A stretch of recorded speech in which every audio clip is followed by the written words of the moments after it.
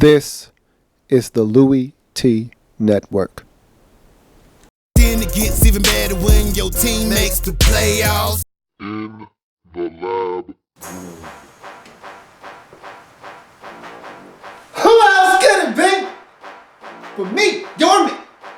Louie Tee, welcome. You are in the lab room, of course. I'm your host, Lou. Thank you for joining me.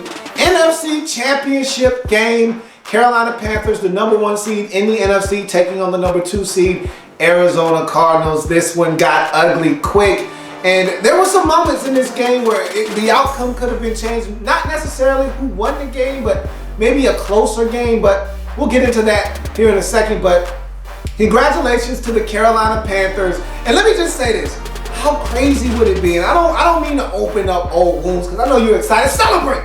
You're going to the goddamn Super Bowl. But how crazy would it be had you not slipped up in Week 16 to the Falcons in the Georgia Dome? We could be possibly talking about the greatest team in NFL history if you were chasing history. An undefeated season, the dominance we've seen in the postseason from this Panthers football team, the dominance we've seen all season long, had you not had the one hiccup. But I think, had you not had that one hiccup, the season would have been vastly different, because the pressure of being undefeated would have been put on the shoulders of this football team. I would have hated to see them have to deal with that, in addition to just having to try to win. It's tough enough as it is. So probably, like I said, when it happened, a blessing in disguise. But man, just think about what we would be talking about right now if the Panthers were 18-0, chasing after history with a chance to go 19-0 and win the Super Bowl versus the Denver Broncos in Super Bowl 50. But forget about all of that. Once again, celebrate! We're going to the goddamn Super Bowl, Carolina Panthers fans. They go in this game, and this is the second week in a row, we talked about how good of a football game it's going to be. And the AFC keeps giving us these gems, and the NFC keeps giving us these duds. And the reason why is because the Carolina Panthers are dominating everybody. You can't fault them for just smacking everybody up. And every game that we think is going to be this competitive game, this good football game, they smacked the opposition up. They did it last week to the Seattle Seahawks. Even though that game got tight late, it was 31-0 at halftime. Come on, man, stop it. This game is 17-0 before we get out of the first quarter. And again, let's talk about how this game got underway. So Cardinals come out, not able to get anything going early, and the Panthers jumped on them. First 3 possessions, they score on all 3 of them. The first possession, they get a field goal out of it. But you saw this offense getting into a rhythm, even on the first possession, even though it stalled out and they had to settle for a Graham Gano field goal. You saw them getting into a rhythm. The second possession, really loved the way that Cam Newton was spreading the football around, and you can see that there was a different emphasis this week on getting the receivers involved in the football game early. And they gave Ted Ginn Jr. this beautiful little toss reverse that I hadn't seen from this team all season long. And I mentioned that on the halftime video, that I thought that was a gorgeous play. Mike Shula, give him some credit. He's done magnificent things with this collection of guys on the offensive side of the football, getting the most out of this offense. And we don't give enough credit to that Panthers offensive line. You can't do the things the Panthers have done this season. And my man Slip dropped a nice comment in the comment section of the last video I did leading up to this game, the preview for it. It said, nobody is talking about the interior of this Panthers line. Hell, nobody's talking about this Panthers line in general, and credit must be given. You knew the Arizona Cardinals were going to try to put a little bit of pressure and come after Cam Newton. You knew they were going to try to send pressure, because that's what they do. Okay, Betcher and company, that's what they've done all season long, because they don't have a legit pass rushing threat on their football team. So, you know, when Dwight Freeney is the best you got, you're in trouble at this point of his career. So they got to generate pressure. You knew they were going to come and dial up all-out blitzes, and Cam Newton was sitting back grinning from ear to ear, because his offensive line might be one of the best in the league this season. And so those pressures, they didn't phase him. And with the speed that they have at receiver, we make fun of, I know I do, all the time, Philly Fingers and Ted Ginn Jr., Teddy Ball Game. We make fun of those guys for being his big-time targets. But those guys have speed.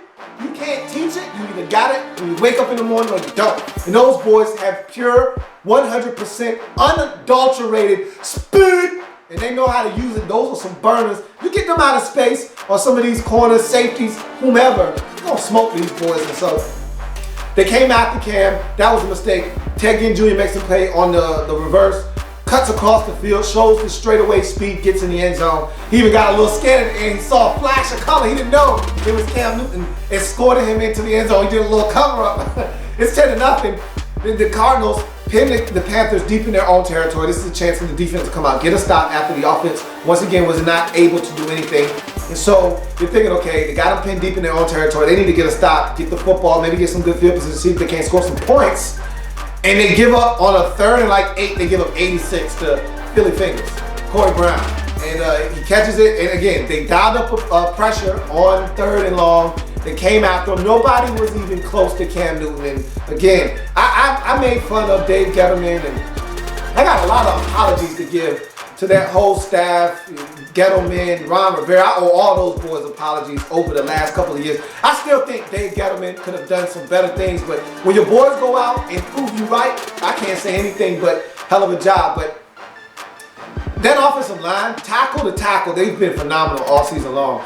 And so they formed a wall around Cam Newton, gave him the space to find Philly Brown down the field, and he smoked Johnson. Rashad Johnson didn't stand a chance. There's too much speed, too much distance between the two players. Cam puts it right on him. He's able to run after the catch. 86 yards later, he's in the end zone. It's 17-0. And just like that, you know the Cardinals were in trouble at this point because Carson Palmer hasn't played well over the last month of the season since he hurt his finger. And this defense, say what you want, without the Honey Badgers, they're not the same group. They're just not. They already don't get a lot of pressure on the quarterback. Now you're asking them to have to cover some of these guys. They're not built like that. And when you get a quarterback like Cam Newton, the offensive line that he has in front of him, to do the things that they're going to be able to do offensively, they were at a disadvantage. And to fall down 17-0, they were in some trouble. Green Bay moved the football up and down the field with backups last week. What do you think Carolina's going to do with their full force staff in front of you? It was going to be this kind of night. So it's 17-0. And just like that, they had an opportunity to, for as bad as it seemed, they get a drive going. They get Roman Harper out of the game, friendly fire. Luke Kuechly lights him up and cuts his eye and has swelling and all that. He doesn't return to the game. So they lose their center fielder, their leader in Roman Harper at the safety position. Then Thomas Davis Sr. goes down, TD goes down. Where I saw a lot of people on Twitter upset at Darren Fells for jumping in the air when he didn't really need to. You can't tell a man how to take a hit. If he felt like jumping, okay, knock yourself out, but I don't know if it's broken. It doesn't look good. It was wrapped. He didn't come back in the game, but he leaves the game with a forearm, shoulder, neck injury, all of those things. They get in the end zone. They ran the football, and DJ I thought was big on that drive, and I've talked about DJ and him needing to be an impact player in this game, and he was. To me, one of the few Cardinals that actually showed up ready to play some football in this game. And he escorts him down the field, catching the football, running the football, gets in on like a 1-yard touchdown run, and just like that, 17-7, they're back in the game. Defense comes out, gets a stop, a well-needed stop. All of a sudden now, momentum has shifted. Cardinals feel like they got a shot. Bad punt by Nortman, and here comes Patrick Peterson, Pat P on the move. It's a good decision. I'm pro going and getting the football on a short punt. Don't let it hit the ground because a lot of times it bounces and caroms and you lose field position that way. And he goes up and he just outruns the football. He literally ran with too much speed. Ball ends up behind him. Still should have caught it, but he didn't. He muffs it. It's recovered by the Panthers. They go down the field, get another touchdown, and that one was a backbreaker because you go from down 10 with the football, probably at midfield, and the way he was running up to go get that, I'm thinking he saw daylight and he was about to make a play. Either way, you go from being down 10 with the football in Panthers territory with a chance to really change the face of this game to now down 24-7, which ended up being your halftime score. Crazy turn of events at the end of the first half where you got Cam Newton throwing an interception after another Carson Palmer turnover hit by Charles Johnson. Ball comes out recovered by the Carolina Panthers. They're in business, looking to get more points and really put this game out of reach before halftime once again. And Cam throws an interception straight to Pat P, who needed it. He was struggling, had a holding penalty on Ted Ginn Jr. on a double move after the fumble, so his head was not where it needed to be. He gets a play, has a chance to take it for a touchdown. I thought if he would cut back one more time, he could have took it the distance. Instead, Ted Ginn Jr. hustling on the play, comes and catches him from behind. I want to say next play or 2 plays later, Cam Carson Palmer forcing it into double coverage. Kurt Coleman picks it off. He had a sensational season. 7 regular season interceptions, 2 in this game. He was Johnny on the spot in this game. Perfect position. I don't know what Carson Palmer was thinking. You can't throw that football. Not after the way the game had been going and your defense making a play for you and you having 2 timeouts and you having that was first down. So I believe that was the very next play. You cannot make that decision, that throw, the boneheaded decision. And that's what I said. We can sit here and talk about the finger all you want, and it doesn't make a difference. That's decision making. He was just god awful in this postseason and terrible in this football game. Bad decision, and that took us to the halftime break. Panthers up 24-7. And I did a video at halftime report, basically stating that I didn't see them being able to come back in this game because I don't trust Carson Palmer. He has been skittish all postseason. His postseason woes are real, and you saw it in this game. And he struggled mightily. Panthers, I thought they did a magnificent job in the second half of keeping their foot down on the pedal. Don't allow this thing to get close. We know the Cardinals, for as bad as they struggled in the first half, still an explosive offense. They take it to these boys, and I thought that first drive coming out of halftime, even though it netted a field goal only, I thought it was an instrumental drive because what they did was they ate up a good portion of that third quarter. If I'm not mistaken, almost half of the third quarter clock. I want to say it was 8:50 left on the clock after they kicked that field goal. So ate up a good chunk of the third quarter clock, and that was something they didn't do last week against Seattle, which allowed them to come back in the game, get possessions, get points on the scoreboard, and make it a close ball game at the end. So kudos for Mike Schuler and the rest of that group. And you knew they were going to come out with a different mindset this half because of what happened last week. So I always feel like everything happens for a reason. And that happened to the Carolina Panthers. And I think it made them reassess the situation. And they came out of the halftime break with a different mindset in this game. That they wanted to be aggressive from start to finish and not allow the Arizona Cardinals to come back in this game. And I thought they did much of the same in the second half. Cam Newton was surgical. Aside from a couple of air throws that he had, he was phenomenal in this game. Over 300 yards passing, 2 rushing touchdowns, 2 passing touchdowns. There was one run where he runs over a defensive back for a first down, gets up, spikes the ball. They were having fun on these dudes, man. I mean, it was just fun to watch these guys just steamroll the Cardinals because they weren't equipped with what they needed to get it done. And we found out who the real teams are, who the frauds are come postseason time, because you can beat up on the Bears and you can beat up on some of the lesser teams in the league, but when you find a team that's your equal, and in this case, a team that's just better than you, you gotta play your best brand of football. The Cardinals simply didn't do that in this football game, and they got trounced. They got embarrassed, and that was the part that was really unsettling for me. If I'm a Cardinals fan, is the way we showed up and got destroyed, and we didn't show fight in this game. Drop passes, turnovers, 7 turnovers, an NFC Championship record-tying 7 turnovers. That is despicable. Carson Palmer was absolutely horrid in this football game. Larry Fitzgerald with a couple of drops, and in his defense, one was tipped, and the other, he barely came out of his break, and the football was already there. But that's Larry Fitzgerald-like. I mean, they just weren't there in this football game. And give credit to the Panthers. The reason why they weren't there is because the Panthers jumped those boys before they even knew what hit them. They were down 17. And that Patrick Peterson play, to me, changed the face of this game. They never, ever recovered from that play in this game. Panthers steamrolled the Arizona Cardinals on their way to Super Bowl 50. 49-15, destroying the Arizona Cardinals, going to their first Super Bowl under Ron Rivera. And I owe that man an apology, a sincere one. I apologize from the bottom of my heart. I wanted to run Ron Rivera out of town. I think it was after year 3, might have been even after year 2.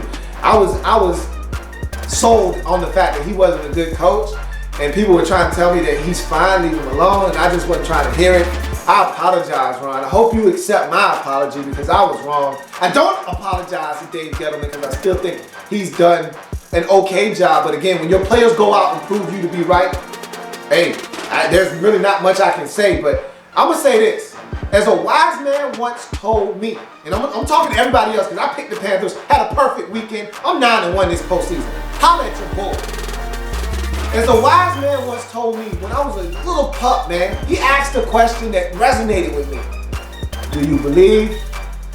Everybody out there that's been doubting the Panthers all season long, do you believe I'm gonna leave you with that. If it happens in the National Football League, whether big or small, we come all here in the lab. Come back and join me as I continue to break down everything. And now, the National Football League, Super Bowl 50. I cannot wait because I got so much I want to talk about with this game, so many matchups. This is going to be so much fun. I'm going to let this one ride on out.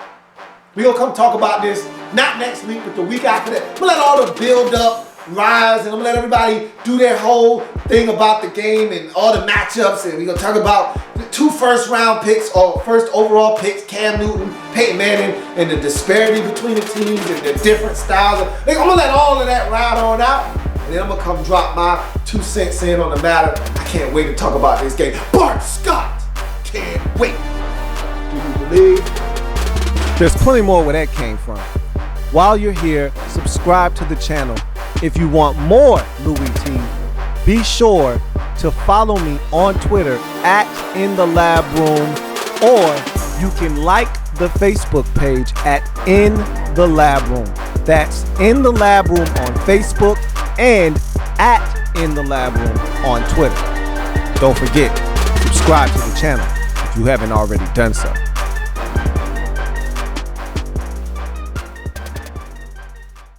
Then it gets even better when your team makes the playoffs. In